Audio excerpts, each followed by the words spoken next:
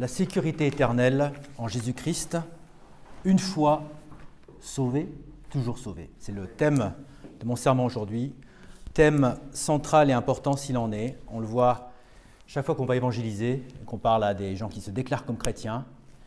La question à leur poser, c'est, à part le fait d'être sauvé par des œuvres, pas par les œuvres mais par la foi, c'est est-ce qu'on peut perdre son salut? Et je dirais que la majorité des cas pensent qu'ils peuvent perdre leur salut. Il y a un déficit d'enseignement sur la sécurité éternelle du salut dans les églises évangéliques, sans parler des autres églises chrétiennes. Voilà. Je regardais un petit peu ce que les religions chrétiennes croient, chrétiennes entre guillemets, sur leur site web, leur profession de foi. On voit par exemple l'église pentecôtiste, Église de Dieu, dit que l'homme peut à tout moment, après l'expérience de la nouvelle naissance, partir loin de Dieu et mourir dans un état de péché, avec la conséquence de l'enfer. Alors, ce n'est pas tous les pentecôtistes, je dirais mais il y en a beaucoup, je ne sais pas si c'est une majorité, qui croient qu'on peut perdre son salut. Voilà.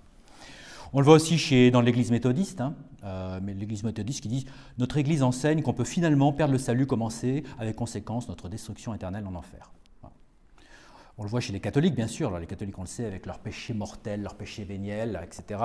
On voit que l'Église catholique dit que bien que le salut soit un cadeau, ça demande un autre effort. Quand on coupe le lien de charité avec le Christ volontairement, on perd son salut. Voilà. Ça, c'est l'Église catholique. Les Amish, c'est pas mieux. Les Amish, une fois sauvé, toujours sauvé, n'est pas biblique, disent-ils. Si on chute, on demande la grâce, si on se reprend rapidement et on confesse notre péché dans la foi et on continue notre périple. Donc on peut chuter, perdre son salut, le retrouver, le perdre, etc. Bon. Pour les témoins de Jéhovah, bon, je n'ai même pas envie d'en parler, ni les Mormons, ce n'est pas des chrétiens, on passe. Le salut peut être perdu une fois sauvé, toujours sauvé, est un enseignement contraire à nos croyances, dit l'Église luthérienne. On voit donc les protestants n'ont rien compris. Ensuite, on le voit aussi chez les Torah observers, les messianiques, les Hebrew Roots, qui disent que le salut est un processus, et jusqu'à ce que vous entendiez les mots « bien fait, oui, bon serviteur et fidèle », vous n'êtes pas sauvé, d'après les racines hébraïques, ceux qui se veulent des juifs messianiques. Alors, encore une fois, il y a des variations en fonction des différents groupes. L'Église des Nazaréens dit « bien que vous ayez accepté Christ de tout votre cœur, vous pouvez perdre le salut. » Et puis on continue avec l'Église épiscopale aux États-Unis. Nous ne croyons pas à la sécurité éternelle du croyant. Personne ne peut avoir que l'assurance de salut et de savoir qu'il va au ciel pendant sa vie sur terre. Bon. Les orthodoxes, c'est pareil, c'est par les œuvres, eux, on le sait, donc c'est logique, il y a une logique. Si vous avez des œuvres, donc la sécurité éternelle ne peut pas être là, puisqu'on n'est jamais capable de soutenir son salut. Alors, ceux qui reposent uniquement sur la foi, dit l'Église orthodoxe en Christ, prend le risque de perdre leur salut éternel. Voilà. Donc il n'y a pas que la foi. Et puis l'Église adventiste, tu me corrigeras Caroline, le salut peut être perdu. Pour rester sauvé, une personne doit continuellement choisir de rester proche de Dieu. Alors, c'est peut-être pas tous les adventistes, mais en tout cas, voilà. Alors, mon sermon, c'est deux parties, comme à Sciences Po. Première partie, l'affirmation. L'affirmation de la sécurité éternelle. La sécurité éternelle, c'est des centaines de versets. C'est une vérité qui éclate à la figure dans toute la Bible, Ancien Testament comme Nouveau Testament. On ne peut pas le louper. C'est à toutes les pages, pratiquement. Et deuxième partie, nous verrons comment les faux docteurs et les fausses doctrines se sont insinués pour aller chercher des versets hors de leur contexte, des versets qui en général ont plus référence au discipulat, à la vie de disciple, à la sanctification et pas au salut éternel, et ils ramènent ça pour nier la sécurité éternelle et pour nier une fois sauvé, toujours sauvé. Première partie, l'affirmation. Tout d'abord, c'est une promesse de Dieu. Promesse de Dieu. Tite 1, 2. En espérance de la vie éternelle, que Dieu, qui ne peut pas mentir, nous a promis quand? Dès avant la fondation du monde. Dieu savait qu'il n'avait pas fait des robots, Dieu savait qu'on allait chuter, Dieu savait, parce qu'il est hors du continuum espace-temps, comment ça allait se passer, et donc il avait prévu la solution, et il avait promis la solution avant même que tout se passe. Car il ne faut pas oublier que l'agneau de Dieu est sacrifié dès avant la fondation du monde, ça va avec ça, pour nous donner la vie éternelle. 1 Jean 2, verset 25, « Et voici la promesse qu'il nous a promise, c'est-à-dire la vérité éternelle. » Et Jean continue dans 1 Jean 5, 10. Celui qui croit au Fils de Dieu a le témoignage en lui-même. Celui qui ne croit pas Dieu a fait de lui un menteur. Pourquoi ? Parce qu'il ne croit pas l'attestation que Dieu a donnée de son Fils. Et ceci est l'attestation que Dieu nous a donné la vie éternelle, et cette vie est dans son Fils. Celui qui a le Fils a la vie. Et celui qui n'a pas le Fils n'a pas la vie. Ces choses, dit Jean, les ai-je écrites à vous qui croyez au nom du Fils de Dieu, afin que vous puissiez savoir que vous avez la vie éternelle, et afin que vous puissiez croire au nom du Fils de Dieu. Et c'est ce même Jean qui écrit dans l'évangile de Jean, cette fois au chapitre 20, verset 30. « Et Jésus fit véritablement beaucoup d'autres signes en présence de ses disciples qui ne sont pas décrits dans ce livre. Mais ceux-ci sont écrits, afin que vous puissiez croire que Jésus est le Christ, le Fils de Dieu, et qu'en croyant, vous puissiez avoir la vie par son nom. » La vie avec un grand V majuscule, la vie éternelle, dans le contexte. L'évangile dans 1 Corinthiens 15, c'est que Dieu est venu dans la chair, que Jésus-Christ est venu, il s'est offert en sacrifice, il est mort et il est ressuscité le 3e jour, et il nous donne la vie éternelle. Et l'évangile, c'est aussi, comme le dit saint Paul dans Romains 4, verset 5, « Mais pour celui qui n'œuvre pas, mais qui croit en celui qui justifie les impies, sa foi lui est comptée pour droiture. » Donc là, c'est non seulement c'est croire en Jésus-Christ et ne pas œuvrer pour ça, ne pas faire de travail. C'est Jésus qui a fait le travail. C'est Jésus qui a fait le travail. C'est la seule bonne œuvre qui nous sauve, c'est celle de Jésus. Ce n'est pas les nôtres. Et Hébreux, chapitre 5, nous dit « Ayant été rendu parfait, Jésus, donc il est devenu l'auteur du salut éternel, pas d'un salut temporaire, du salut éternel, à tous ceux qui lui obéissent. » Et dans le contexte, obéir à l'évangile, ce n'est pas faire les œuvres, ce n'est pas obéir au commandement. Obéir à l'évangile, c'est croire à l'évangile, puisqu'il est dit dans Romains 10, « Mais ils n'ont pas tous obéi à l'évangile, car Ésaïe dit, Seigneur qui a cru à notre rapport. » On voit le parallélisme entre obéir à l'évangile et croire. Donc, c'est une promesse de Dieu, et c'est aussi une nouvelle naissance. C'est une nouvelle naissance, et c'est important le thème de la naissance, parce qu'une naissance, d'abord, c'est qu'une fois, et ça se fait une fois pour toutes. Jean 3, verset 3. Jésus lui répondit à la femme, à Nicodème, pardon. En vérité, je te dis, à moins qu'un homme ne soit né de nouveau, il ne peut pas voir le royaume de Dieu. Donc il faut naître de nouveau. 1 Jean 5, quiconque croit que Jésus-Christ est né de Dieu, quiconque croit que Jésus-Christ est le Christ, il est né de Dieu. Voilà. Et quiconque aime celui qui l'a engendré, c'est-à-dire Jésus, de Dieu, aime aussi celui qui est engendré de lui, c'est-à-dire le Fils, Jésus. 1 Jean 5, verset 18. Nous savons que quiconque est né de Dieu ne pêche pas, mais celui qui est engendré de Dieu se garde lui-même et le malin ne le touche pas. Pourquoi il ne pêche pas ? C'est parce que l'homme spirituel qui naît à la nouvelle naissance ne peut pas pécher. L'homme charnel continue à pécher. Donc nous avons une double nature, comme on le verra plus loin. Et ça, c'est un problème que beaucoup de faux prédicateurs n'arrivent pas à comprendre. Bien-aimés, maintenant nous sommes les fils de Dieu, en ce que nous serons, et ce que nous serons n'apparaît pas encore. Mais nous savons que lorsqu'il apparaîtra, nous serons comme lui, quand nous le verrons comme il est. C'est-à-dire qu'on n'est pas, on est sauvé, on est une nouvelle créature, mais notre corps n'a pas été changé. Il sera changé lorsque Jésus-Christ vient à la résurrection des morts et à l'enlèvement. Et là, on aura non seulement un esprit nouveau, comme on l'a déjà aujourd'hui par la foi, mais aussi un corps glorieux. Éphésiens 1, verset 4.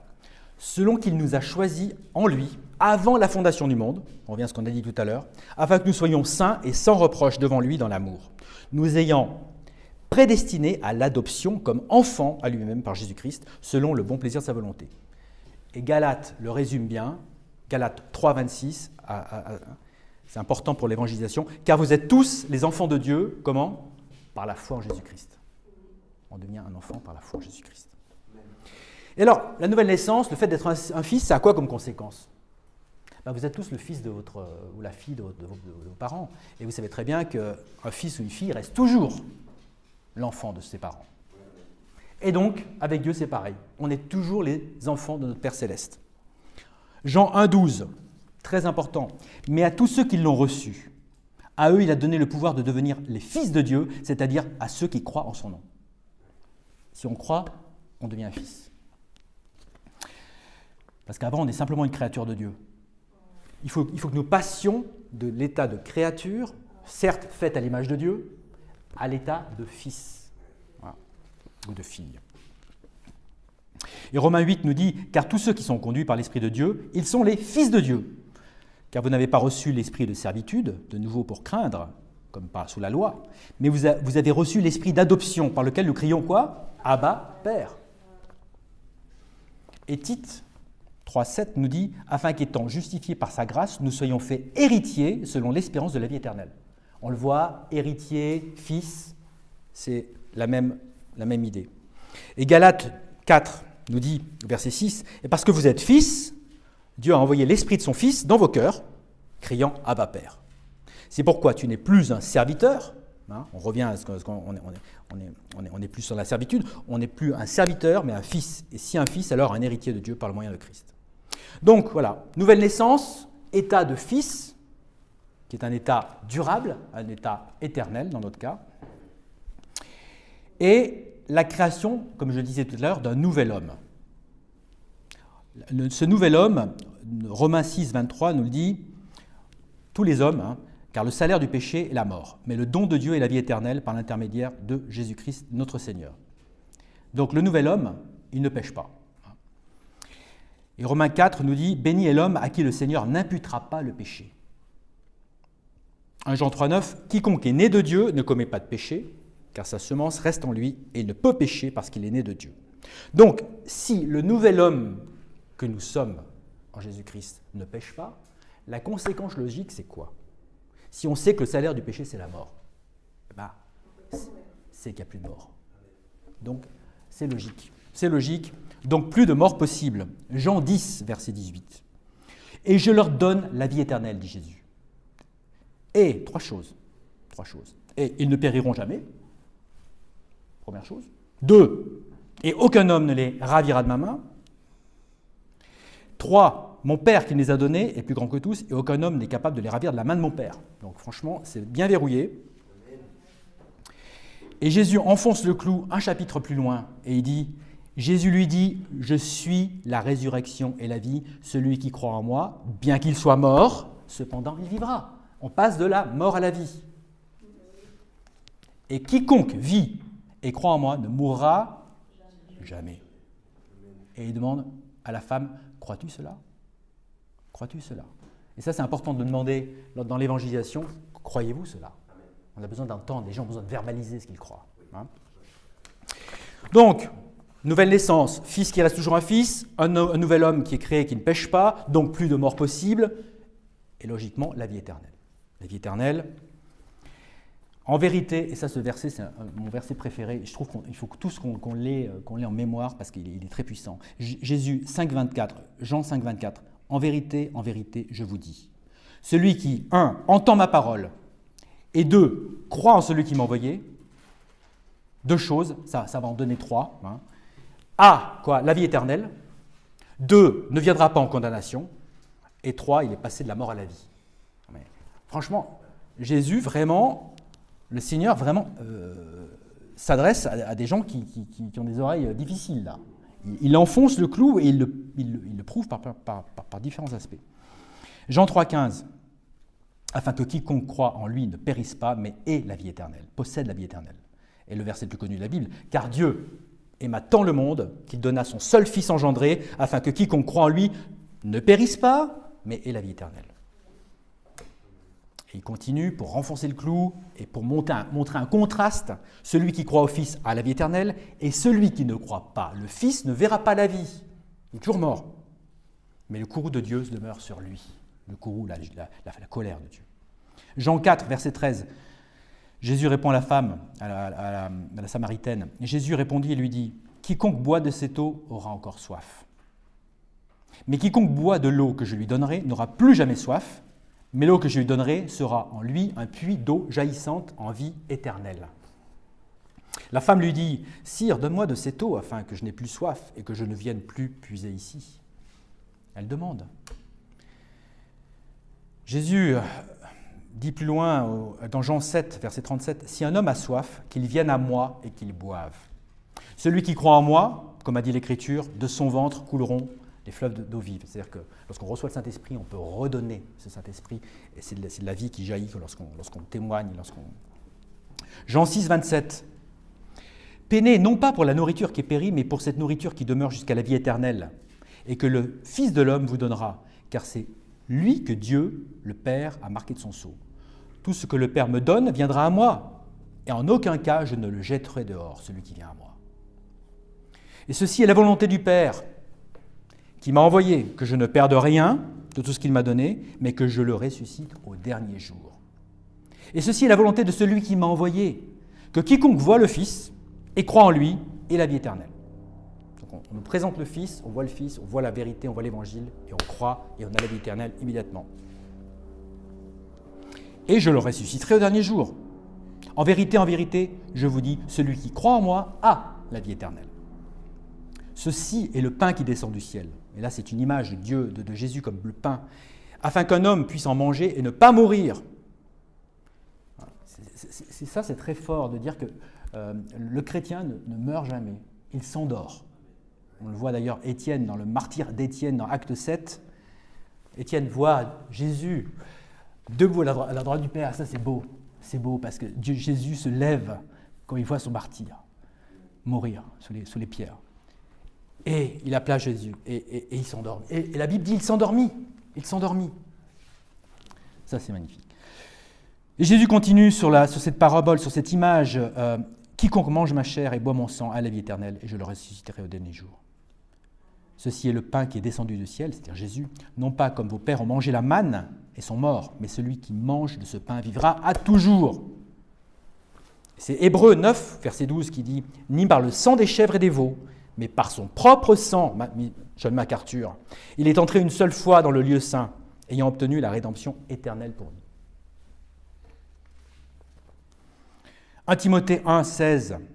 Quoi qu'il en soit, pour ce motif, j'ai obtenu la miséricorde, afin qu'en moi, le premier, Jésus-Christ, puisse montrer toute longanimité, comme un modèle à ceux qui ensuite croiront en lui pour la vie éternelle. Donc la vie éternelle, elle est garantie par la Trinité, rien de moins. Les trois personnes de la Trinité garantissent cette vie éternelle et le disent. Quelques exemples. On est scellé par le Saint-Esprit. Jean 14, 16. « Et je prierai le Père, dit Jésus, et il vous donnera un autre consolateur, afin qu'il puisse demeurer avec vous pour toujours. » C'est-à-dire l'Esprit de vérité, que le monde ne peut recevoir, parce qu'il ne le voit pas, ni le connaît, mais vous le connaissez, car il demeure avec vous et sera en vous. Éphésiens 4. « Et ne blessez pas le Saint-Esprit de Dieu, par lequel vous êtes scellés, jusqu'à quand ? Jusqu'au jour de la rédemption. » C'est-à-dire non seulement toute votre vie, mais jusqu'au jour de la rédemption, donc pour l'éternité, c'est la manière. Éphésiens 1, toujours dans Éphésiens, verset 13. « En qui vous aussi vous êtes confiés, après que vous avez entendu la parole de vérité, l'évangile de votre salut, en qui aussi, après que vous avez cru, vous furent scellés de ce Saint-Esprit de la promesse, lequel est le gage de notre patrimoine jusqu'à la rédemption, de la possession acquise, à la louange de sa gloire. » Et là, qu'est-ce qu'il nous dit ? Il nous dit simplement que Dieu a versé, comme lorsque vous achetez une villa, vous allez verser 10% pour attester que vous êtes sérieux et que vous ne voulez pas les perdre. Et bien Dieu, il nous a donné le Saint-Esprit, il n'a pas envie de perdre le Saint-Esprit. D'ailleurs, parce que c'est impossible, parce qu'il est Dieu. Donc, voilà. Donc, si on a reçu le Saint-Esprit, il ne peut pas aller en enfer. C'est fini, on est scellé et Dieu ne nous laissera pas, il ne le laissera jamais. Donc Dieu ne veut pas abandonner son dépôt de garantie. En gros, c'est ça. Donc le Saint-Esprit, première personne de la Trinité maintenant, nous sommes gardés par le pouvoir de Dieu, Dieu le Père. 1 Pierre 1, verset 3. « Béni soit le Dieu et Père de notre Seigneur Jésus-Christ, lequel, selon son abondante miséricorde, nous a engendrés de nouveau en une espérance vivante par la résurrection de Jésus-Christ d'entre les morts, pour un patrimoine incorruptible, qui ne peut pas et non souillé, et qui ne peut se flétrir, réservé au ciel pour vous. » Lorsque vous faites une réservation, c'est pour être sûr d'avoir la chambre d'hôtel. Voilà. Et donc, vous avez une place réservée au ciel pour vous par Dieu. Vous qui êtes gardés par le pouvoir de Dieu au moyen de la foi, au salut, qui est prêt à être révélé au dernier moment. Donc, on est gardés par le pouvoir de Dieu. Il n'y a pas plus grand pouvoir. Et Romains 8 nous dit « Qui nous séparera de l'amour de Christ ? Sera-ce tribulation, ou détresse, ou persécution, ou famine, ou nudité, ou péril, ou épée? Car je suis persuadé que ni mort, ni vie, ni ange, ni principauté, ni pouvoir, ni chose présente, ni chose à venir, ni hauteur, ni profondeur, ni aucune autre créature ne sera capable de nous séparer de l'amour de Dieu qui est en Christ Jésus, notre Seigneur.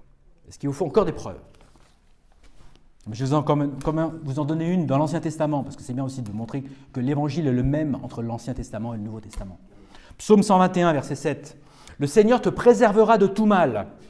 Il préservera ton âme. » Pas ton corps, ton âme. « Le Seigneur préservera tes allées et venues dès maintenant et même à tout jamais. » Hébreux 13, verset 5, « Que votre comportement soit sans convoitise et soyez satisfaits de ce que vous avez, car il a dit, « Jamais je ne te laisserai ni ne t'abandonnerai. » Et maintenant, la troisième personne de la Trinité, qui est la deuxième en fait, et nous sommes garantis par Jésus-Christ. En plus de ce qu'on a dit tout à l'heure.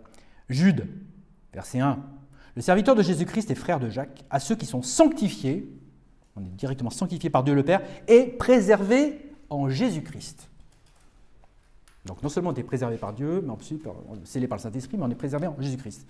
Maintenant, à celui qui est capable de vous empêcher de tomber et de vous présenter sans faute devant la présence de sa gloire avec une excessive joie.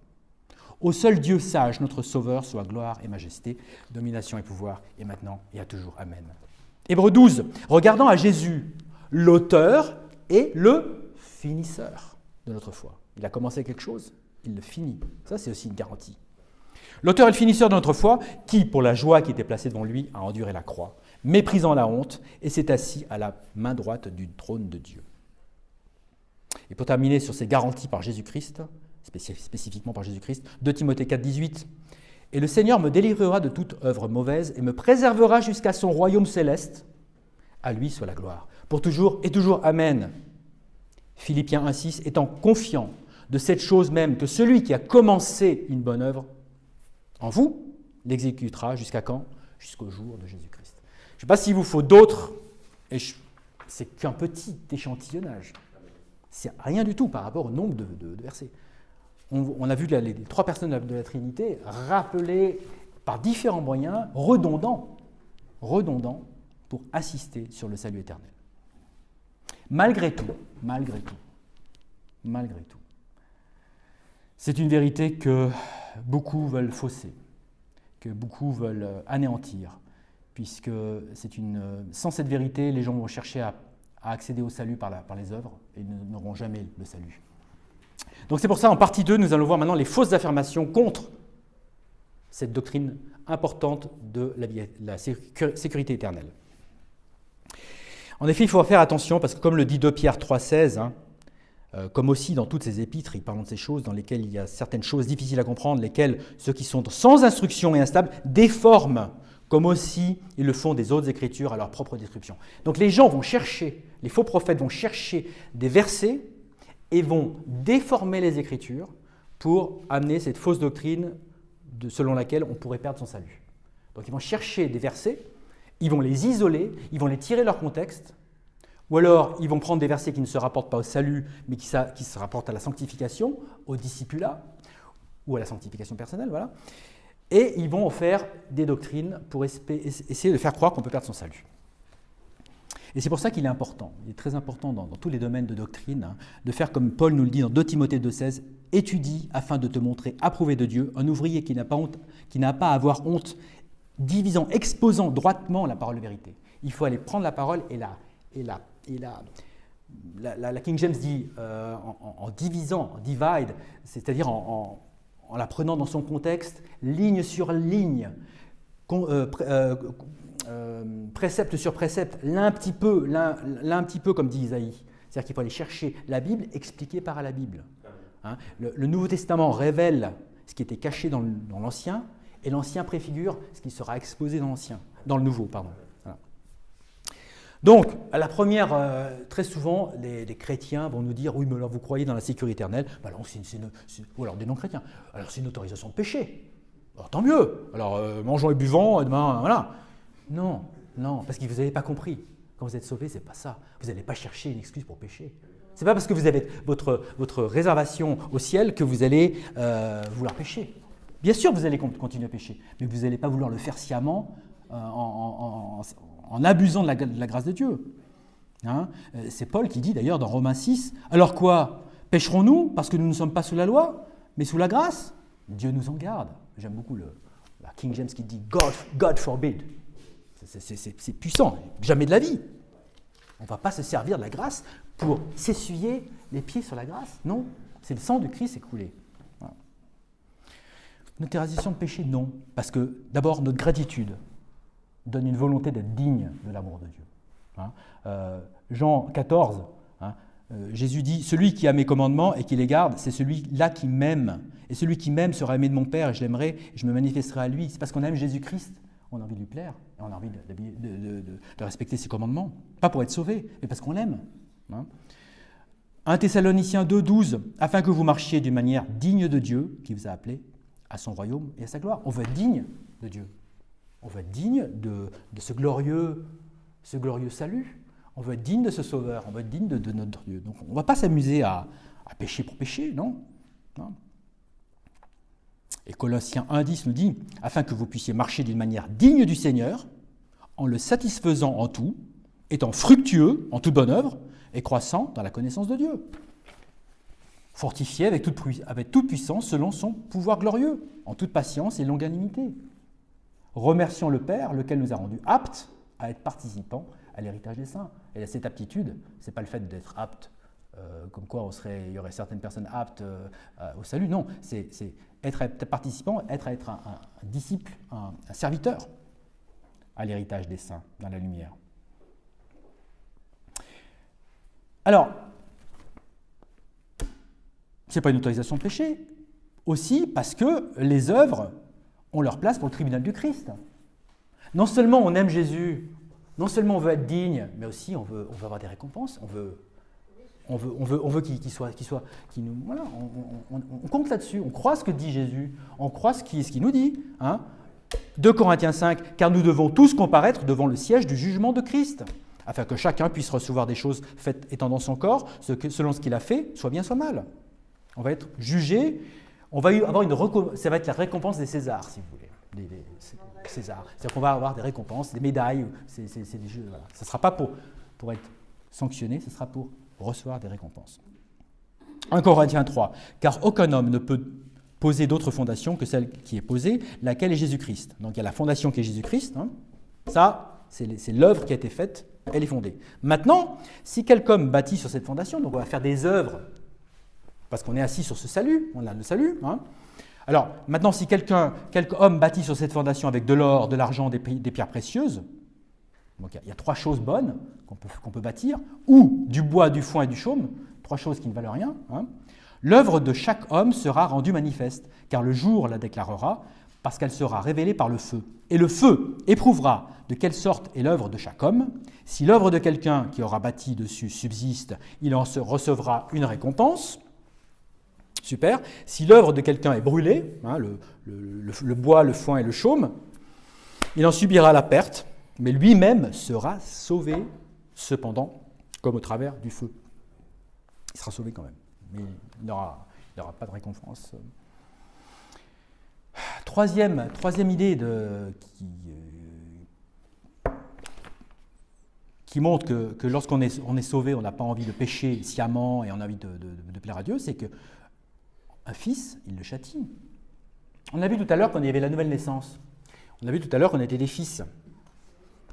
Mais un fils, il le châtie. Il le châtie où? Puisqu'il ne l'envoie pas en enfer, il va le châtier où? Ça va être un châtiment temporel. Sur cette terre, le chrétien va être châtié par Dieu. Hébreux 12 nous dit, car qui le Seigneur aime, il châtie et fouette tout fils qu'il reçoit. Si vous endurez le châtiment, Dieu agit envers vous comme envers des fils. Car quel fils est celui dont le Père ne châtie pas? Celui qui épargne la verge, le bâton du dos du jeune garçon, il fait quelque chose de très mal. Il le hait. Et si tu corriges ton enfant, tu le sauveras de l'enfer même.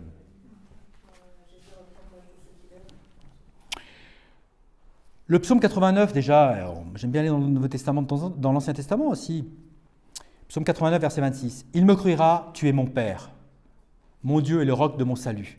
Aussi ferai-je de lui mon premier-né, en parlant de Jésus, plus élevé que les rois de la terre. Ma miséricorde garderai-je pour lui à tout jamais, et mon alliance tiendra ferme avec lui. Sa semence, c'est-à-dire nous, aussi ferai-je durer pour toujours, et son trône comme les jours du ciel.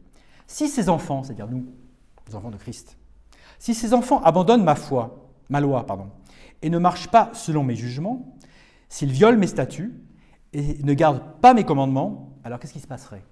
Alors Dieu dit, « Alors je visiterai leur transgression avec le bâton et leur iniquité avec des coups. » Il y a des claques qui se perdent, il y a des fessées qui se perdent.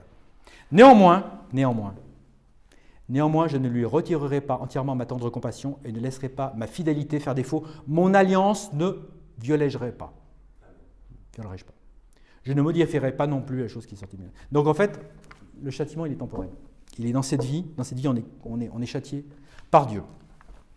Autre élément qui montre que nous n'abusons pas de la grâce, ou plus exactement, on va aller sur un passage qu'on nous sort à toutes les sauces.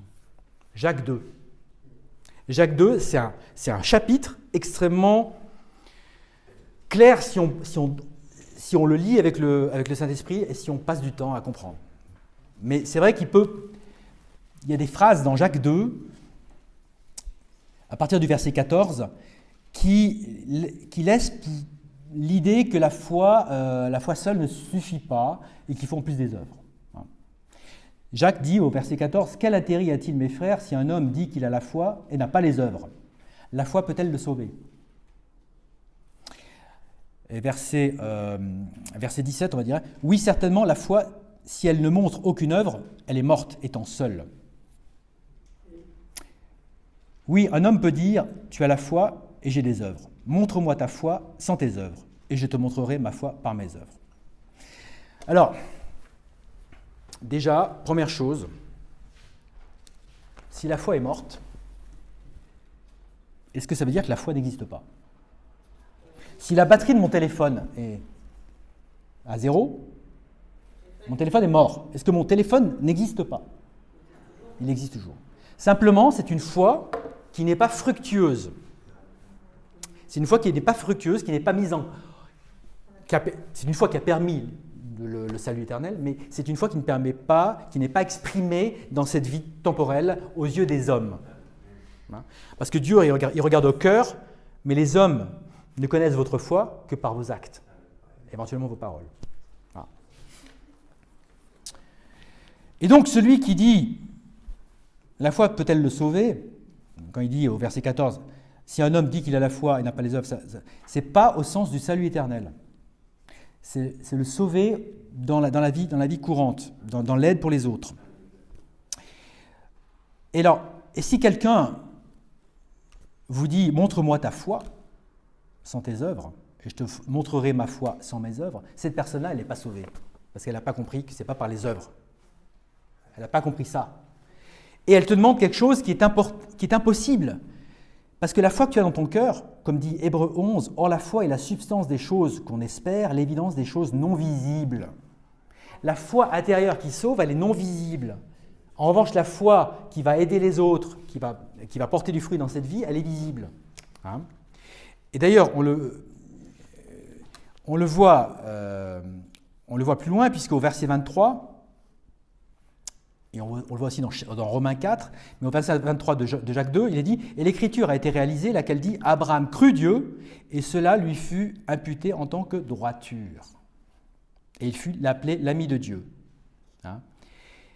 Et ce verset-là, il est important, le verset 23. Pourquoi ? Parce que si on voit dans la Genèse, quand est-ce qu'Abraham est sauvé? Quand est-ce qu'il croit Dieu? C'est dans Genèse 12. Okay. Quand est-ce qu'il montre sa foi aux hommes? En allant sacrifier son fils. C'est dans Genèse 22. C'est-à-dire 24 ans plus tard. Parce qu'Abraham, il est sauvé à 75 ans et il offre son fils à 99 ans. Donc ce n'est pas l'acte de d'offrir son fils en sacrifice, qui sauve Abraham, c'est ce qu'il a fait 24 ans plus tard, en croyant Dieu. Et donc, ceux qui vous disent « montre-moi ta foi », etc. Non, ma foi, elle est intérieure, c'est Dieu qui la voit. Maintenant, j'ai le choix d'exprimer cette foi pour qu'elle serve à d'autres et qu'elle soit visible aux yeux des hommes.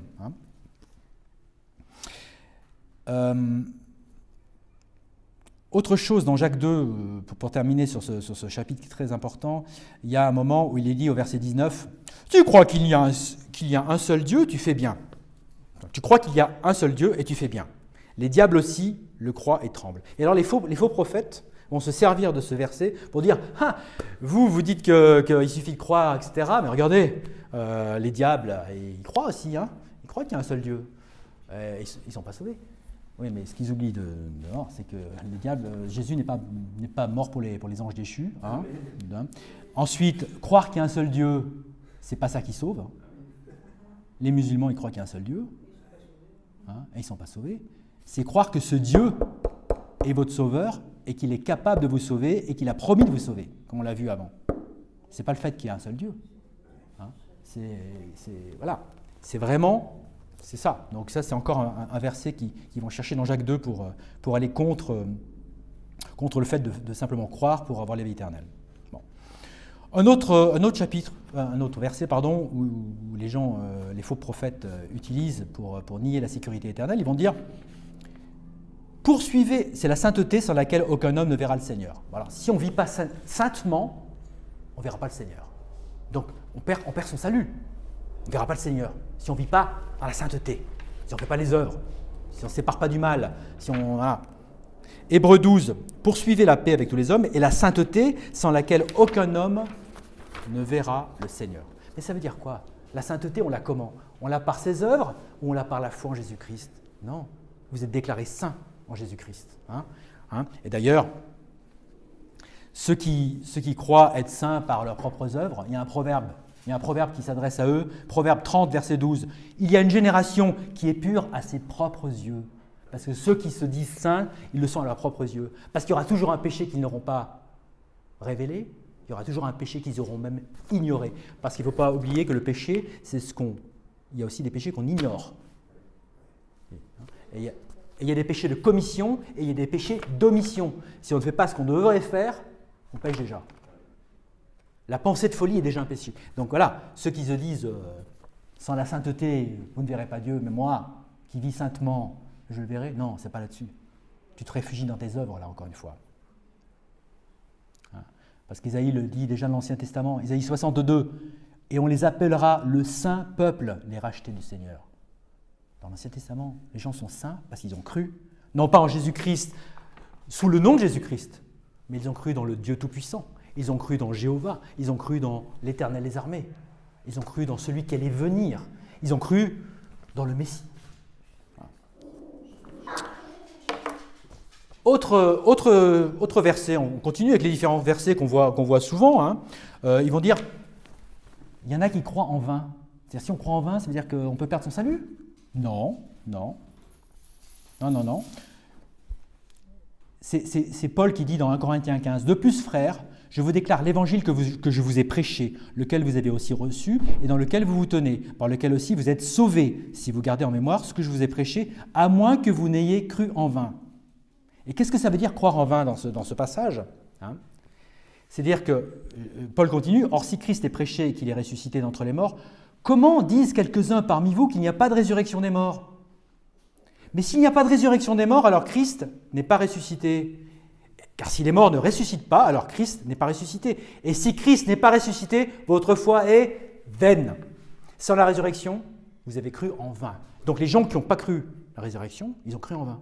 Donc croire en vain, c'est pas croire en l'évangile, le vrai évangile, puis ensuite ça ne sert à rien. Non, croire en vain, c'est croire un autre évangile qui n'en est pas un. Attention. Et d'ailleurs, Paul continue dans 2 Corinthiens 13, « Examinez-vous si vous êtes dans la foi, éprouvez-vous vous-même, ne vous connaissez-vous pas vous-même que Jésus-Christ est en vous, à moins que vous ne soyez des réprouvés. » Donc, si on croit un faux évangile, et qu'on est un réprouvé, voilà, ça c'est croire en vain. Donc croire des fausses doctrines, ne pas croire en la résurrection, c'est croire en vain. Donc ça n'a rien à voir avec le fait de croire en l'Évangile. Donc encore, on expose encore une fausse doctrine. Souvent, comme je disais tout à l'heure, ces fausses doctrines confondent salut et sanctification. Ils confondent le fait d'être sauvé et le fait d'être un disciple. En fait, ils vous disent, si vous n'êtes pas de disciple, vous n'êtes pas sauvé. On en revient aux œuvres, parce que le disciple, il fait des œuvres. Luc 9, 62. Et Jésus lui dit, aucun homme ayant mis sa main à la charrue et regardant derrière lui n'est apte pour le royaume de Dieu. Alors ils vont dire, voyez, si on n'a pas mis sa main à la charrue et qu'on regarde derrière, eh ben on n'est pas apte au royaume de Dieu. Ça veut dire qu'on n'est pas sauvé. Que nenni! On est sauvé. Simplement, on n'est pas apte pour le service. Voilà. Philippiens 2, 12. C'est pourquoi, mes bien-aimés, comme vous avez toujours obéi, non pas comme en ma présence seulement, mais maintenant beaucoup plus en mon absence, exercez votre propre salut avec crainte et tremblement. Ça, c'est encore une fois. Il faut exercer son salut avec crainte et tremblement. Il faut donc, on est au bord du précipice. Non, c'est pas ça. C'est pas cette crainte-là. C'est la crainte de Dieu, la révérence de Dieu, le fait que Dieu est tout puissant et qu'on veut lui plaire. Car c'est Dieu, parce qu'il est un verset plus loin. Souvent, les faux docteurs s'arrêtent sur un verset et vous voyez qu'un verset plus loin, l'explication du verset est là. Et là, on le voit un verset plus loin, car c'est Dieu qui agit en vous, et le vouloir et le faire selon son plaisir. Donc, exercer son propre salut avec crainte et tremblement, c'est faire les œuvres que Dieu a préparées d'avance pour nous. Voilà, c'est tout simplement ça. C'est pas avoir peur de tomber dans le précipice de l'enfer, non. Psaume 2, servez le Seigneur avec crainte, et réjouissez-vous en tremblant. Donc nous, quand on tremble, on se réjouit. On n'a pas peur de tomber dans l'enfer, non. On est tremblant parce qu'on se réjouit, parce qu'on est fébrile, parce qu'on a envie de plaire à Dieu et parce qu'on connaît qui est Dieu. Voilà. Autre fausse doctrine hyper célèbre qui vient après. Chez les pentecôtistes, vachement, beaucoup. Il faut endurer jusqu'à la fin. Voilà. Alors là, typiquement, vous avez une phrase, endurer jusqu'à la fin, qui montre que les gens ont lu une ligne et ils n'ont pas lu le chapitre. Ils n'ont pas lu qu'on se trouve dans Matthieu 24. Et Matthieu 24, c'est quoi? La grande tribulation, la fin des temps, où les chrétiens sont persécutés par le monde et par l'Antéchrist. Et alors, qu'est-ce qui se passe? Matthieu 24, 13. Mais celui qui endurera jusqu'à la fin, celui-là sera sauvé. Ah, vous voyez, il faut endurer jusqu'à la fin. Mais non. Va lire un peu plus loin. Va lire au verset 21. Car alors il y aura une grande tribulation, telle qu'il n'y aura pas depuis le commencement du monde jusqu'à maintenant. Il n'y en aura jamais plus, comme de tels. Et si ces jours-là n'avaient pas été abrégés, par le retour de Jésus-Christ, par l'enlèvement, par le retour de Christ, si ces jours-là n'avaient pas été abrégés, aucune chair ne serait sauvée. Il s'agit de sauver nos corps, pas notre âme. C'est-à-dire que lorsque l'Antéchrist se révèle dans le temple comme Dieu, il fait cesser le sacrifice et commence à faire la chasse aux chrétiens de manière redoublée pendant 75 jours, jusqu'au retour du Christ, eh bien, si le Christ avait attendu les 1260 jours de la dernière semaine de Daniel, il n'y aurait plus aucun chrétien. C'est simple. Tous zigouillés. Tous au paradis, tous endormis. Mais non, Jésus vient 75 jours après l'Antichrist révélé dans le temple, ça c'est Daniel qui nous montre, et donc ces jours-là étant abrégés, il y a des chrétiens qui vont être sauvés physiquement. Et si ces jours-là n'avaient été abrégés, aucune chair ne serait sauvée, mais à cause des élus, c'est-à-dire nous, ces jours-là, à cause des élus, c'est-à-dire pour éviter que tous les élus y passent physiquement, ces jours-là seront raccourcis. Donc, endurer jusqu'à la fin, c'est pas mener la vie de disciple jusqu'à la fin, parce que sinon, un jour avant sa mort, on a chuté, et puis boum, on part en enfer. Non, c'est pas ça. C'est pas. Endurer jusqu'à la fin, c'est dans le contexte de Matthieu 24, de Luc 21, de Marc 13, la dernière semaine de Daniel, la fin, les dernières 7 années sur terre, et plus particulièrement l'Antichrist et la chasse aux chrétiens. Toujours dans la même veine, parce qu'on est toujours dans la même veine de disciples contre salut, etc. Vaincre le monde. Alors ça, c'est... Alors il faut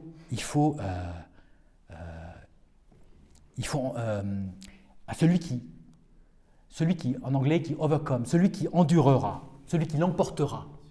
Donc en fait, c'est toujours la même idée de la course d'obstacles en plus, hein, dose d'obstacles, hein, avec du feu dessous et tout là. Hein. Et Jésus, et ça c'est très à celui, he that will overcome, celui qui l'emportera. Et ça, je veux lire tout ce passage d'Apocalypse parce que c'est important. Parce que Jésus dit à toutes les églises, aux 7 églises, il dit ça. Apocalypse 2,7. Que celui qui a une oreille, qu'il entende ce que l'Esprit dit aux églises. À celui qui l'emporte, alors je lui donnerai à manger de l'arbre de vie qui est au milieu du paradis de Dieu. Que celui qui l'emporte ne sera pas blessé par la seconde mort. Celui qui l'emporte, je lui donnerai à manger de la manne cachée et lui donnerai une pierre blanche. Et sur la pierre, un nouveau nom qui est écrit, lequel aucun homme ne connaît sauf celui qui le reçoit. Et à celui qui l'emporte, verset 26, et garde mes œuvres jusqu'à la fin, à lui je donnerai le pouvoir sur les nations. Celui qui l'emporte, celui-là sera vêtu d'habits blancs, chapitre 3, verset 5. Celui qui l'emporte, celui-là sera vêtu d'habits blancs, et je n'effacerai pas son nom du livre de vie. Mais je confesserai son nom devant mon Père et devant ses anges. Verset 12. De celui qui l'emporte, je ferai un pilier dans le temple de mon Dieu, et il n'en sortira plus. Et j'écrirai sur lui le nom de mon Dieu et le nom de la ville de mon Dieu, laquelle est la Nouvelle Jérusalem, laquelle descend du ciel d'auprès de mon Dieu. Et j'écrirai sur lui mon nouveau nom. À celui qui l'emporte, je lui accorderai de s'asseoir avec moi sur mon trône, comme moi aussi je l'ai emporté. Et je suis assis avec mon Père sur son trône. Et pour finir, à celui qui l'emporte, il héritera toutes choses, et je serai son Dieu, il sera mon fils. Donc on voit, celui qui l'emporte, c'est quelque chose de très important. Mais ça ne veut pas dire ça ne veut pas dire faire des efforts et faire une course d'obstacles, non. Et voilà la définition de celui qui l'emporte. Parce que la Bible, si vous la lisez dans l'ordre, elle vous donne en général l'explication avant. Si on commence par l'Apocalypse, celui qui l'emporte, on ne sait pas ce que ça veut dire. Et si on lit le bouquin qui est juste avant, deux bouquins avant, avec du même auteur en plus, qui s'appelle Jean. Si on lit dans la première épître de Jean, chapitre 5, qu'est-ce qu'il dit ? La définition de qui l'emporte. Qui l'emporte ? Celui qui œuvre ? Non. 1 Jean 5, 4. Car tout ce qui est né de Dieu l'emporte sur le monde. C'est le fait de croire. Et ceci est la victoire qui l'emporte sur le monde, à savoir notre foi, pas nos œuvres. Qui est celui qui vainc ? C'est celui qui emporte, celui qui overcome, celui qui vainc le monde. Qui est celui qui vainc le monde, sinon celui qui croit que Jésus-Christ est le Fils de Dieu. Donc si vous croyez, vous avez vaincu le monde.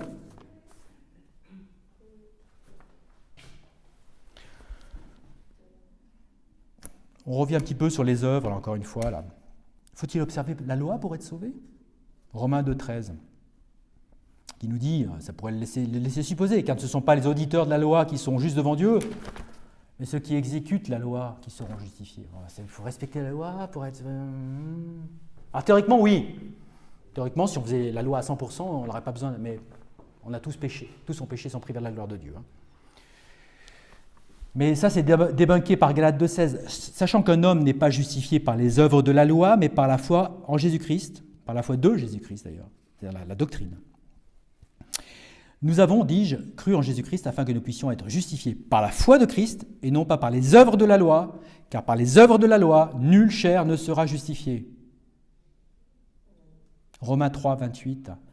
Par conséquent, nous conclurons qu'un homme est justifié par la foi sans les actions de la loi. Il a vraiment compris qu'on était des durs de la feuille. Hein. Il insiste. Galates 5, Christ est devenu en effet, à votre égard, sans effet, pour quiconque parmi vous est justifié par la loi. Vous êtes déchus de la grâce. Si vous vous confiez dans vos bonnes œuvres et dans la loi, vous êtes déchus de la grâce. La grâce n'a plus d'effet. Vous choisissez les œuvres. Eh bien, vous n'aurez pas la grâce. Si c'est par grâce, c'est pas par les œuvres. Si c'est par les œuvres, c'est pas par grâce. Il y a une exclusion mutuelle des deux choses pour le salut. C'est pourquoi Hébreux nous dit au chapitre 4, « Œuvrons donc pour entrer dans ce repos, de peur que quelqu'un ne tombe en suivant le même exemple d'incrédulité. Car celui, verset 10, et là encore une fois, œuvrons donc pour entrer dans ce repos. » Ah, vous voyez qu'il faut œuvrer pour entrer dans le repos. Non, non, non, mon faux prophète. Regarde mon faux prophète. Ça, c'est le verset 11. Est-ce que tu viens de lire le verset juste avant, verset 10 ? Hébreux 4, 10. Il faut lire. Il ne faut pas prendre une ligne. Prendre la ligne qu'avant. Qu'est-ce qu'il dit dans Hébreux 10 ? Un verset, c'est même pas un chapitre, c'est un verset avant. Car celui qui est entré dans son repos, il a aussi cessé de faire ses propres œuvres, comme Dieu a fait les siennes. Voilà. On continue, c'est toujours la même histoire. En fait, on en revient, c'est toujours œuvre contre foi. Faut-il payer un prix pour notre salut ? Alors c'est sûr, le disciple, il va payer un prix. Il va donner de lui-même, le disciple, c'est sûr, pour la vie de disciple. Mais pour le sauver, il ne va rien payer. Luc 14, et quiconque, alors ça c'est Jésus qui dit, et quiconque ne porte pas sa croix et ne vient pas après moi ne peut être ma brebis ? Non, mon disciple, pas mon sauvé, pas mon fils, non, mon disciple. Un fils peut ne pas être un disciple. Un disciple peut ne pas être un fils. Typiquement Judas. Il était disciple, il n'était pas fils. Le fils prodigue, qui ne fait pas la volonté de son père, qui part pendant 7 ans loin de son père, que son père même croit mort, quand il revient, il n'a pas été disciple, il n'a pas aidé son père comme son frère. Non, mais il revient parce qu'il est fils.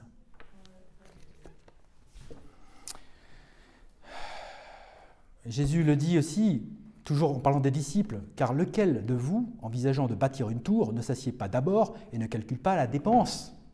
Parce qu'il y a beaucoup de... Vous n'êtes pas plus grand que le maître. S'ils ont haï le maître, ils vous haïront. S'ils ont tué le maître, ils vous persécuteront. Ésaïe nous dit au chapitre 55, « Oh, quiconque a soif, venez aux eaux vives, hein. Et vous qui n'avez pas d'argent, venez acheter, manger. Oui, venez acheter sans argent et sans prix du vin et du lait. » Donc, faut-il payer pour un prix pour notre salut, comme pour être un disciple ? Non, c'est sans prix, c'est gratuit. Le salut est gratuit, donc c'est pas... Voilà. On va aller un peu plus vite parce qu'il y a des tonnes, toute la Bible, c'est ça. Ah oui, alors... Oui, mais vous avez péché. Vous péchez encore. Vous les chrétiens, là, vous dites que vous avez la vie éternelle. Et pourtant, dans Exode 32, verset 33, « Et le Seigneur dit à Moïse, « Quiconque aura péché contre moi, je l'effacerai de mon livre. » Donc vous allez être effacé du livre de la vie, c'est-à-dire que vous allez finalement aller en enfer si vous péchez. C'est bien ce que dit là, Exode 33, c'est quand même Moïse qui le dit. C'est la parole de Dieu. Non mais, t'as rien compris mon faux prophète. Car tous ont péché. Tous ont péché. Et n'atteignent pas à la gloire de Dieu. Et c'est là qu'on en revient à l'Apocalypse 3, de celui qui l'emporte.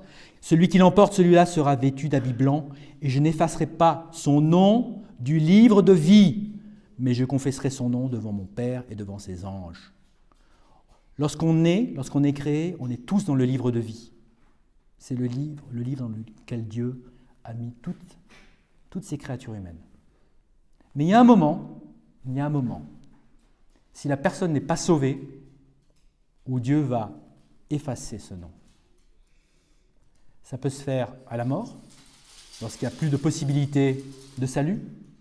Ça peut même se faire, dans certains cas, durant la vie de la personne, lorsqu'il s'agit de la réprobation. Parce que des gens, ayant rejeté Dieu plusieurs fois, plusieurs reprises, deviennent des réprouvés et sont incapables de croire et donc d'être sauvés. Et là, ils sont rayés du livre de la vie. Donc tous ont péché, n'atteignent pas la gloire, mais celui qui est né de Dieu l'emporte sur le monde. Et ceci est la victoire qui l'emporte sur le monde, à savoir notre foi. Qui est celui qui vainque le monde, sinon celui qui croit que Jésus-Christ est le Fils de Dieu. Donc, on ne peut pas être rayé du livre de la vie. Voilà, encore une preuve s'il en fallait. Une chose très importante que les faux prophètes ne comprennent pas. Ils ne comprennent pas la différence entre disciple et fils, et ils ne comprennent pas la double nature en Jésus-Christ d'un fils. Le fils, il a une double nature. En tant que croyant, en tant que sauvé, j'ai une double nature. J'ai ma nature ancienne, le vieil homme qui pêche, et le nouvel homme spirituel assis dans les lieux célestes qui ne pêche pas, lui. C'est pour ça qu'on comprend que Jean fait une contradiction apparente, un paradoxe apparent. Dans la Bible, il y a beaucoup de paradoxes apparents. Lorsque vous voyez une contradiction dans la Bible, je ne parle pas des fausses versions de la Bible, je parle de la vraie Bible. Les fausses versions de la Bible, c'est plein de contradictions dans tous les sens.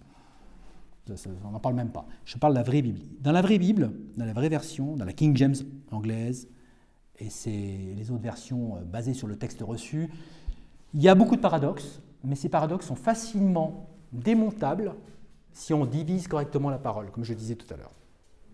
C'est pour ça que notre double nature fait que 1 Jean 3 nous dit que quiconque est né de Dieu ne commet pas le péché, car sa semence reste en lui, il ne peut pécher car il est né de Dieu. Et en même temps, dans 1 Jean 1, c'est-à-dire 2 chapitres avant, il nous dit « Si nous disons que nous n'avons aucun péché, nous nous trompons nous-mêmes et la vérité n'est pas en nous. » Donc il faut savoir, on pêche ou on ne pêche pas? Les deux, mon colonel, les deux. On pêche et on ne pêche pas. On a une partie de nous qui pêche et une partie de nous qui ne pêche pas. Une partie spirituelle ne pêche pas et une partie physique, charnelle, vieil homme, pêche. Et Jésus le dit bien, il l'explique bien. Jésus 3, à Nicodème, Jésus répondit, en vérité, je te le dis, à moins qu'un homme ne soit né d'eau et de l'esprit, donc on voit, le vieil homme, il est né d'eau par sa mère, physiquement, et il est né de l'esprit en croyant en Jésus-Christ. Donc double naissance, ok? Ça c'est le nouvel homme. Et il ne peut entrer dans le royaume de Dieu. Ce qui est né de la chair est chair, vieil homme, eau. Ce qui est né de l'esprit est esprit, esprit, nouvelle naissance. Donc, Jésus dit à Nicodème, ne sois pas surpris de ce que je t'ai dit, vous devez être né de nouveau. Bénis sont les purs de cœur car ils verront Dieu, c'est les gens qui sont nouveaux, etc. etc. Alors, oui, on sait bien que le cœur de l'homme est trompeur. Jérémie 17, le cœur de l'homme est trompeur par-dessus toute chose et désespérément mauvais. Qui peut le connaître? Ça, c'est le vieil homme. Le cœur du vieil homme, il est mauvais. Mais le nouvel homme, il a un autre cœur. Il a un nouveau cœur. 1 Samuel 10. Et l'Esprit du Seigneur viendra sur toi, en parlant de Saül, le roi Saül, et tu prophétiseras avec eux, avec les prophètes, et tu seras changé en un autre homme. On voit que Saül, il est physique, mais là, il va être un autre homme à un moment, quand il va croire. Et il arrivera ainsi qu'aussitôt qu'il lui tournait le dos pour quitter Samuel, Dieu lui donna un autre cœur. Donc en fait, on a deux cœurs. On a le cœur ancien, mauvais, desperately wicked, désespérément méchant, et on a un nouveau cœur. Dieu lui donna un autre cœur, et tous ces signes arrivèrent ce jour-là. Et c'est pour ça qu'il y a cette dualité. Cette dualité, on doit absolument, non seulement le réaliser, mais en plus, Éphésiens 4 nous dit « Et que vous revêtiez le nouvel homme, lequel est créé d'après Dieu, en droiture et véritable sainteté. » Donc c'est un choix. Il faut revêtir le nouvel homme. Il faut décider de marcher selon l'esprit et arrêter de marcher, d'en faire ce peu, selon la chair. Ça fait combien de minutes là? Il me reste combien de temps là? Je n'ai pas calculé le temps. Enfin bon, on continue. Les bonnes choses, de toute façon, il faut que ça rentre. Oui, mais Jésus dit, il vous reniera si nous le renions. 2 Timothée 2,12. Si nous souffrons, nous régnerons aussi avec lui. Si nous le renions, il nous reniera aussi. Il va nous renier? Non. Là, il s'agit des récompenses. Si on renie Christ dans ce monde, il va nous renier des récompenses. Il va peut-être nous enlever des récompenses et des bénédictions. Mais en revanche, regardez, ça c'était les faux prophètes. Lisez un verset plus loin. Si nous ne croyons pas, il demeure cependant fidèle. Il ne peut se renier lui-même. Si à un moment on perd la foi, on a des doutes, comme Saint Pierre a eu un doute, eh bien, Jésus ne s'est pas renié. Et il a continué à le tenir dans sa main. Nul ne me vainc. Nul homme ne vous ravira de ma main, ni même l'homme qui est vous.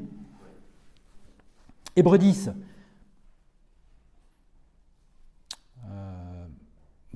Je vais en repasser. Donc voilà, il ne reniera pas. On continue toujours avec les versets sortis de leur contexte, ceux qui reculent vers la perdition. Or le juste vivra par la foi, mais si quelqu'un recule, mon âme, dit Dieu, ne prendra aucun plaisir en lui. Alors est-ce qu'on peut reculer en tant que chrétien et Dieu va nous enlever le salut? Non. Mais nous ne sommes pas de ceux qui reculent vers la perdition, mais de ceux qui croient au salut de l'âme. C'est-à-dire que, en fait, ce qui se passe, c'est que dans Jean 12, Jésus dit « Et moi, si je suis élevé de la terre, j'attirerai, I will draw en anglais, j'attirerai tous les hommes vers moi. » Ok? Donc il attire tous les hommes vers lui. Ok? Mais le problème, c'est que tous ne vont pas accepter. Beaucoup sont appelés, peu sont élus. Donc il y a des gens qui vont, comme on dit en anglais, vont draw back.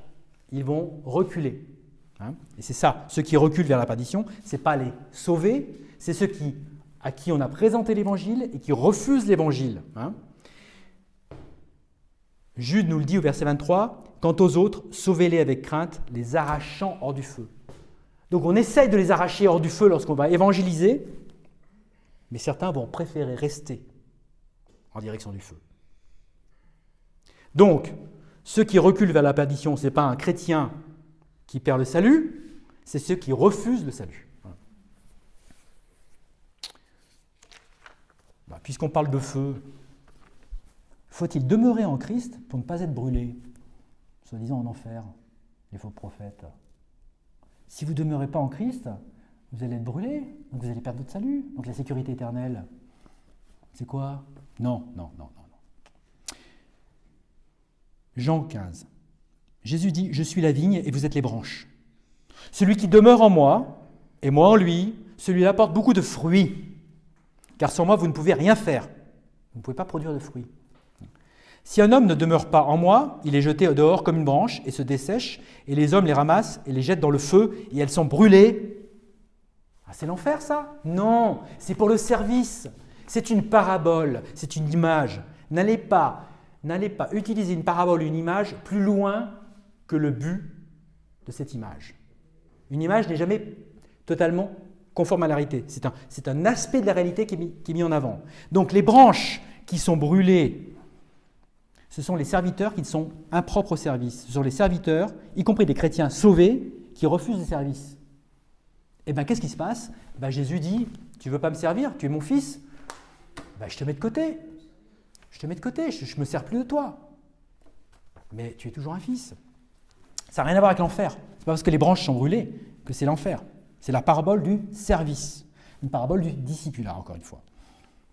Okay? C'est pour ça que Paul dit, 1 Corinthiens 9, « Je maîtrise mon corps et je l'amène en suggestion de peur que d'une manière quelconque, lorsque j'ai prêché aux autres, je ne sois moi-même rejeté. » Rejeté de quoi? De la vie éternelle? Non, du service. Le mot « reprobate » en anglais peut être utilisé des fois pour le service. Et là ce n'est pas le mot « reprobate », c'est le mot « rejeté »,« cast away ».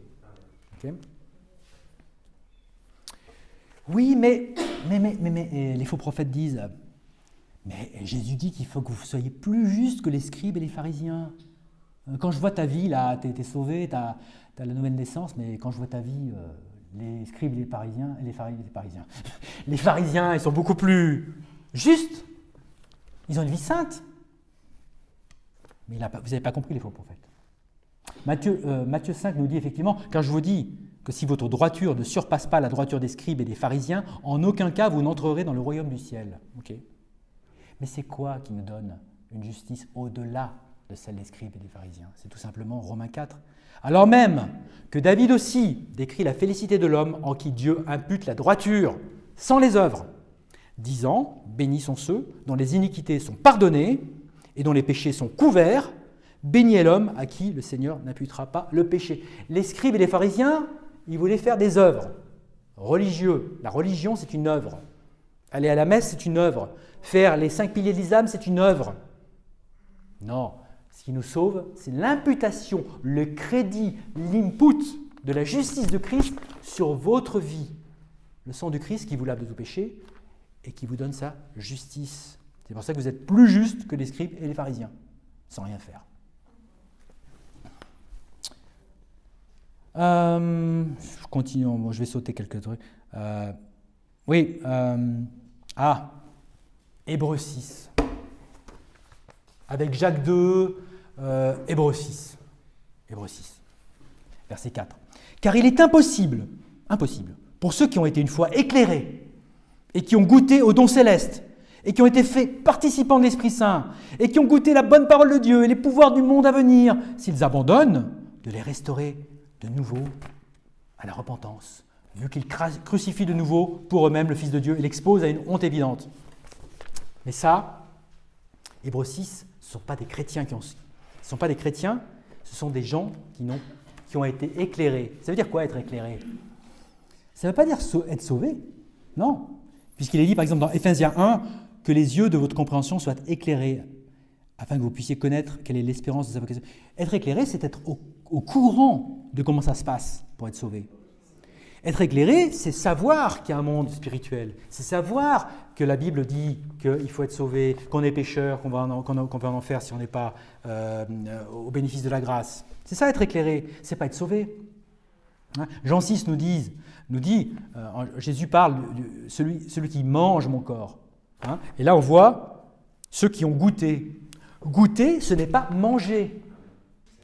Vous voyez ? Donc Hébreux 6, ce sont des gens qui ont été éclairés, qui n'ont pas reçu l'évangile, mais qui ont été au courant. Ce sont des gens qui ont goûté, mais qui n'ont pas mangé, qui n'ont pas bu le sang du Christ, qui n'ont pas mangé le corps du Christ. Hein.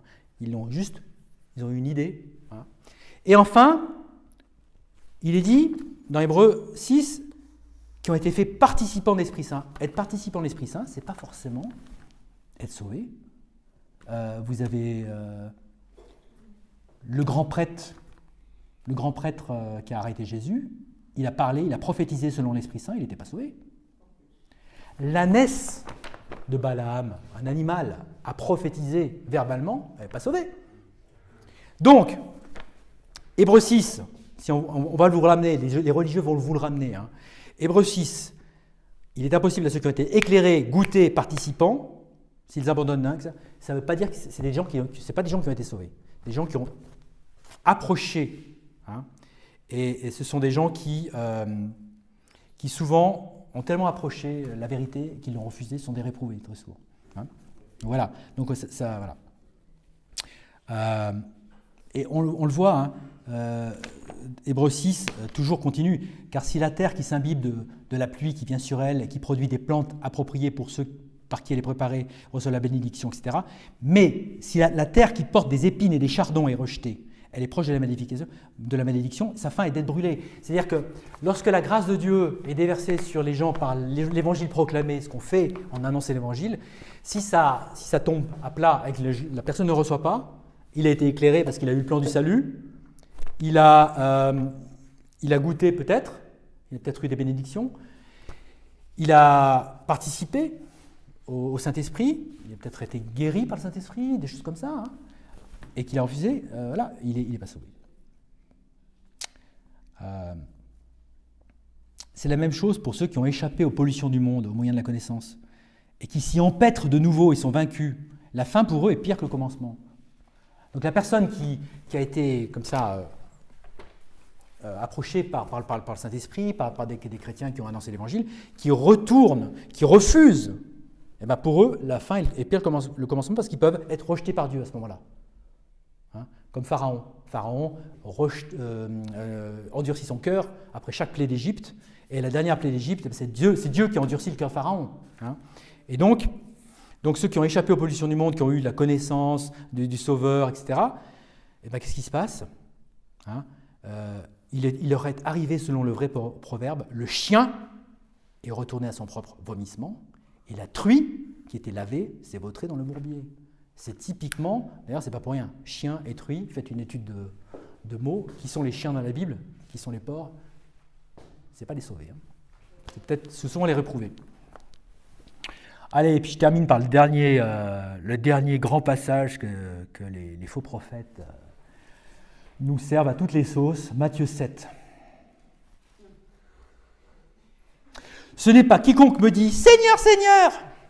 qui entrera dans le royaume du ciel, mais celui qui fait la volonté de mon Père qui est au ciel.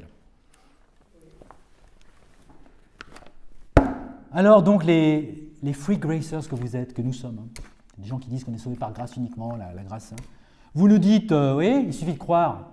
Vous voyez, les gens qui disent Seigneur, Seigneur, et qui ne font pas la volonté du Père, c'est-à-dire qui ne font pas les œuvres, ah ben, ils ne vont pas entrer dans le paradis? Non, ça ne veut pas dire ça du tout.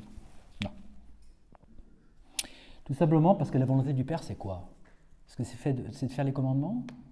Est-ce que la volonté du Père, c'est d'aider son prochain? Est-ce que la volonté du Père, c'est de se séparer du mal? Non. Vous avez la définition dans Jean 6. Et ceci est la volonté du Père qui m'a envoyé, que je ne perde rien de tout ce qu'il m'a donné, mais que je le ressuscite au dernier jour. Et ceci est la volonté de celui qui m'a envoyé, que quiconque voit le Fils et croit en lui ait la vie éternelle. C'est ça la volonté de Dieu. Dieu veut que tous les hommes soient sauvés et viennent à la repentance du salut. C'est pas qu'il fasse des œuvres. Hein, et je le ressusciterai au dernier jour. Mais, alors, les faux prophètes, vous voulez vous servir de ce passage, Matthieu 7?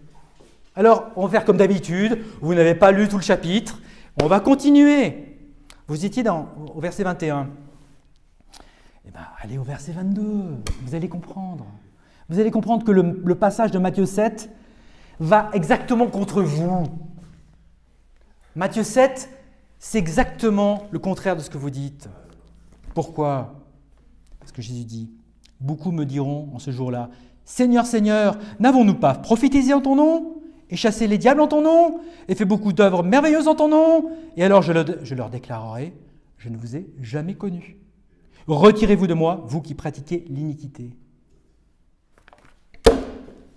Matthieu 7 prouve que ceux qui se confient dans leurs œuvres et qui vont arriver devant l'entrée du paradis en disant « Seigneur, Seigneur, j'ai été un bon fils, un bon père, j'ai été un bon mari, j'ai aimé les animaux, aidé les pauvres, j'ai fait les pèlerinages et donné mon argent à l'église, donc je suis une bonne personne », à ces gens-là, il leur dira « Je ne vous ai jamais connu ». Ce qui est important, ce n'est pas que Dieu connaisse vos œuvres et ne vous connaisse pas vous. Ce qui est important, c'est que Dieu vous connaisse vous et ne reconnaisse pas vos œuvres pour le salut. Vous voyez l'inverse? C'est un petit peu comme Born Twice, Dead Once. Si vous êtes connu de Dieu, mais pas pour vos œuvres, c'est bon. Si vous êtes connu pour vos œuvres, qui sont par définition mauvaises, puisqu'elles sont sans l'Esprit Saint, mais que vous n'êtes pas connu de Dieu, c'est pas bon. Ok? Donc, il leur dira, je ne vous ai jamais connu, retirez-vous de moi, vous qui pratiquez l'iniquité. Et c'est simple, tout simplement parce que, quand je dis que nous qui sommes connus de Dieu, il ne connaît plus nos œuvres mauvaises. Il les a oubliées. Il les a mis aussi loin que l'Est est loin de l'Ouest. Hein? Puisque Hébreux 8 nous dit « Car je serai miséricordieux à l'égard de leur injustice et de leurs péchés et de leurs iniquités, je ne me souviendrai plus jamais. » Donc, nous qui sommes connus de Dieu, il ne connaît plus nos mauvaises œuvres, mais ceux qui se confient dans leurs œuvres, il les connaît. Il connaît leurs péchés, mais il ne les connaît pas eux. Voilà. Christ est devenu sans effet à votre égard, pour quiconque parmi vous est justifié par la loi, vous êtes déchus de la grâce, ce sont ceux qui se confient dans leurs œuvres. Bon, j'ai terminé. Juste un petit filet sur le problème des fous. Là, j'ai parlé de gens qui avaient la King James. Là, j'ai parlé de faux prophètes qui avaient des versions bonnes de la Bible, du texte reçu. L'ancienne Osterwald, peut-être la Martin, l'ancienne Bible de Genève du XVIIe siècle, la Diodati italienne, la Reina Valera Antigua espagnole, la Bible de Luther. Oui, là on est resté dans ce contexte-là, de la bonne Bible. Le problème, c'est que toutes les fausses versions de la Bible, les perversions de la Bible, qu'on voit, la Seconde et tous ces trucs-là, le problème, c'est que ces fausses versions, elles pourrissent le débat de la sécurité éternelle, puisque non seulement elles disent des faussetés, mais en plus les versets sont trafiqués. Un exemple, et j'en prendrai qu'un, 1 Pierre 2,2. La Bible dit « Désirez comme des bébés nouveau-nés le lait pur de la parole afin que vous puissiez croître. Donc, le jeune chrétien, il va lire la parole et il va se nourrir de la parole pour croître dans la connaissance de Dieu, dans le service, etc. Mais les fausses versions, elles vont dire quoi? Elles vont rajouter, par exemple, afin que vous puissiez croître vers votre salut. Donc le salut n'est pas immédiat, n'est pas une nouvelle naissance, mais c'est un processus. Vous voyez? Donc je ne parle pas, là j'ai, dans mon sermon, je n'ai pas voulu parler des problèmes des fausses versions, qui a fait l'objet d'un sermon il y a 1 an à peu près. Allez sur la chaîne de Pierre, vous verrez. Conclusion, on y arrive. Donc, la conclusion qu'on peut tirer, c'est attention aux versets tirés hors de leur contexte. Et le contexte, c'est souvent le verset d'avant ou d'après. Très important. Ou le chapitre. Il est très important lorsque vous étudiez la Bible ou que vous lisez la Bible, 3 choses. Texte, contexte, co-texte. Il y a le texte, verset d'avant, verset d'après.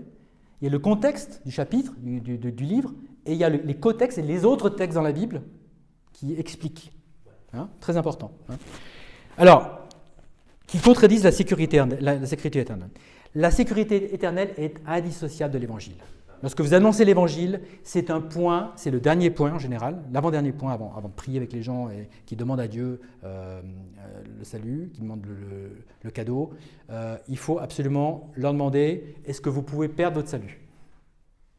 S'ils vous disent, peut-être si je... Et il faut forcer la dose. Si tu fais un gros péché, est-ce que tu peux perdre ton salut? Et là, il faut qu'il soit adamant, il faut qu'il soit catégorique. Non. Je ne peux pas perdre mon salut parce qu'il a été obtenu par Jésus-Christ. Hein, voilà. Toujours en parler dans ce livre. Prions. Père éternel, nous te remercions de ce fabuleux cadeau qu'est la vie éternelle. Ce cadeau qui nous est donné gratuitement, mais que tu as payé cher par ton sang.